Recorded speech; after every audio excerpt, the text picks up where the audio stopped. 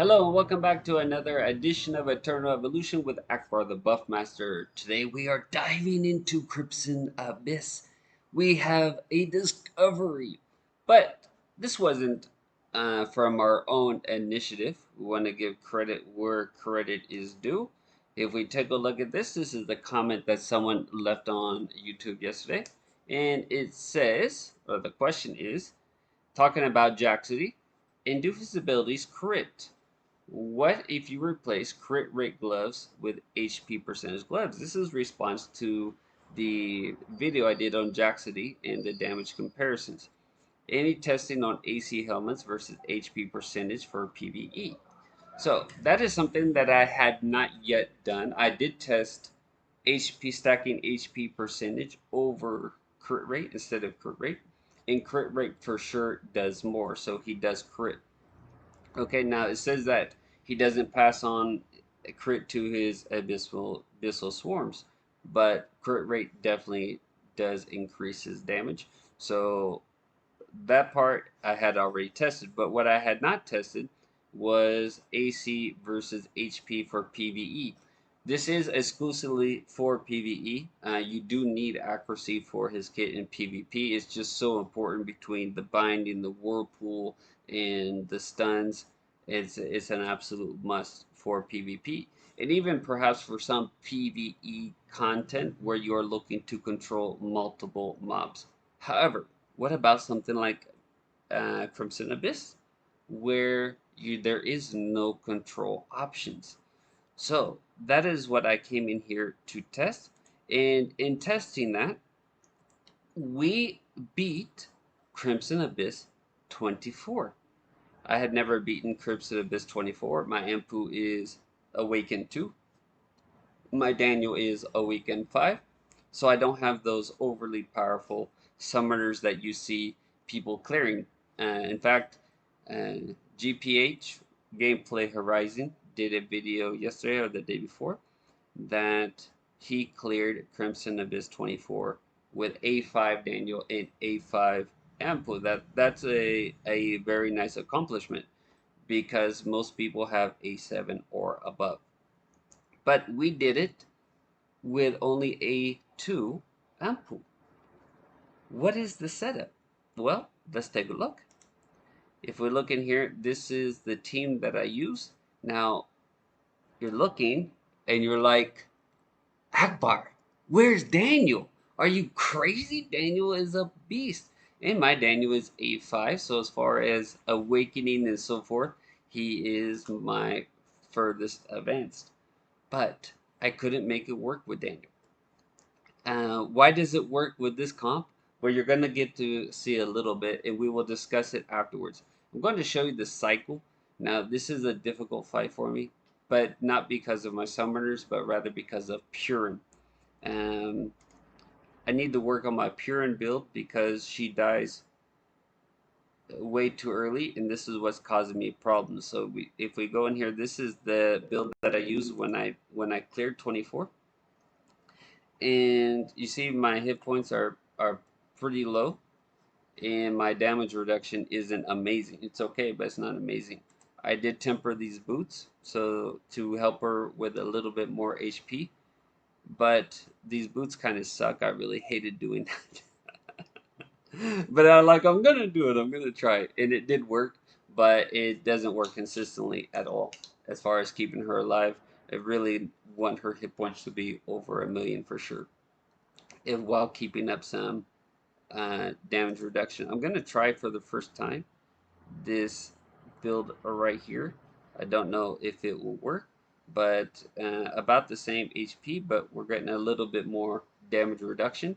So we're going to test that out and see if it works. So the point here is just to show you the rotation and how we cleared the Crimson Abyss 24. A lot of people don't have an advanced ANPU. Maybe you do have A5 Daniel, but it's not necessary here. And it may even be a little bit of a drawback. We'll discuss that afterwards when we get into the builds. Okay, so let me show you the cycle. I do have to manual this, but so we see we're on 24. I can select quantity. This says proof that I did clear it. chances are I won't clear it right here. We're going to keep these 3 people on manual. Of course, hold ANPU if he is up here. So I have been having so many problems with my devices. Okay, we're back again.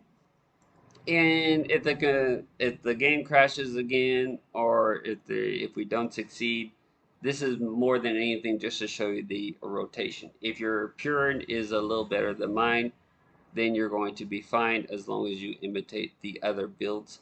Okay, so we're not going to fuss over this so much, but since we're here together, we're going to give it a try. Now, you see that my computer crashed. So you see how ANPU just got a chunk of energy back? And he's going to get another alt off here pretty quickly. So that's been happening on all of my devices recently, even my phone. And my phone usually never has problems. Now here we're going to have breath. Breath is the number on the left. And we want Jaxidi to go just before that. We will have 21 of 20 mobs here. Bum, bum, bum, bum. And then we hit ANPU again. We start again. We really need Purin to get enough life back. She needs to be full health to have any chance to survive the next explosion. Right? And that's where I've been running into problems. Is her not getting enough life back and she just gets blown up. Or even if she is full health, she still gets blown up. This girl is driving me crazy. Okay, so that's our main drawback. Everything else goes pretty smoothly. This number on the left, as long as this number is at 9 or more, Jaxidi will get his ability back before the breath. So we see that he's clear there. And I never do it just before that little nudge because I don't want any of his summons to be killed. And now here we're going to ANPU and Purin. And please live. Please live. You dirty. Okay. So anyhow, that's the method. Okay. Let's not waste any more time on that. I will mention though, I said that I've been having problems with lag of late. That's on all of my devices, including my cell phone, which usually never lags. I don't know what's happening. The reason this is important is because of Expedition. I have a video I want to do for you guys. I found a way to keep ANPU alive on stage 3, week 10 and above. But in order to produce that video, I need my devices to stop lagging and crashing. But I did find a way. Okay, so stay tuned for that.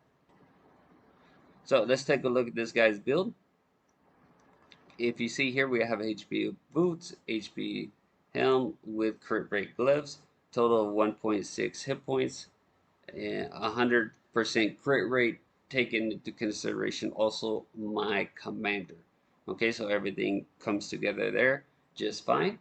And if we look at this compared to my ANPU, because I'm going to show you the video where I did clear Crimson Abyss, and you're going to see something amazing in terms of damage. My ANPU is Awakened 2. He has 52k attack with right about 200 accuracy. I think right at 200 accuracy. Okay, so that is that. I'm gonna leave you with the video of Crimson Abyss where I finished. And remember, stay tuned for the video how to keep ANPU alive in Expedition on stage 3. Okay, so you saw that in the setup that I didn't have Daniel and I had Dorley. Well, why is that? Well, if we take a look at her passive, everyone pretty much knows this, but when Dorley is on the battlefield, allied summoner heroes and summons deal 40% bonus damage. Summoner heroes also take 29% reduced damage from ultimates. This first part, the top part, is what is of interest and the importance is because she is going to really buff up Jaxidi. And that is important. Like I said, I tried Abyss 24 with Daniel, it never worked. I did not have enough damage. So it wasn't just Purin staying alive. Daniel wasn't kicking it out enough damage. However, when we put in Jaxidi, things change. Jaxidi is so much, he does so much more damage than I anticipated. He's also much squishier than I thought he was going to be, so a little bit of a trade off there. He's not quite the tank that I thought that they had in store for him. Okay, so that's why we have Dorley in the lineup, and this is one of the factors that helps contribute to Jaxidi doing so much damage. Okay, so this is Crimson Abyss 24. This is when I first cleared it. I thought that I was recording because I was recording for damage test, but uh, again, my computer, my phone, everything has had problems with lagging and slowing down. So at one point I stopped the recording and I forgot to record it again at the beginning of the fight, but I started it here after Perrin survived the first blast. I believe is when I turned it on. So same rotation, guys. Same rotation. The only difference is that Purin stayed alive, and that's all that makes all the difference. The purpose of this, really, I was testing damage. I was just going to the 230 mark, so it didn't matter so much if Purin died or not. And what I was testing was how Jaxidi and ANPU were effective changing the rotation of summoners, whether I using Daniel, Sif, Dorley, and combinations of those. So maybe Daniel and Dorley, Daniel and Sif, and here Dorley and Sif. Daniel's, Ampu's damage was fairly consistent throughout those. Maybe a little bit less when Sif wasn't in there, but not too much less. Whereas Jaxidy's damage increased a lot when Dorley was in here. Without Dorley, their damage is fairly similar, but as you can see here with Dorley in here, his damage is just ramping up more and more. And that's pretty mind-blowing because usually it's Ampu that gets stronger as the fight goes on, as he's feeding on all of those summons. But here it is Jaxi that it slowly increases the margin as the fight goes on. So pretty amazing feat by Mr. Jaxidi here.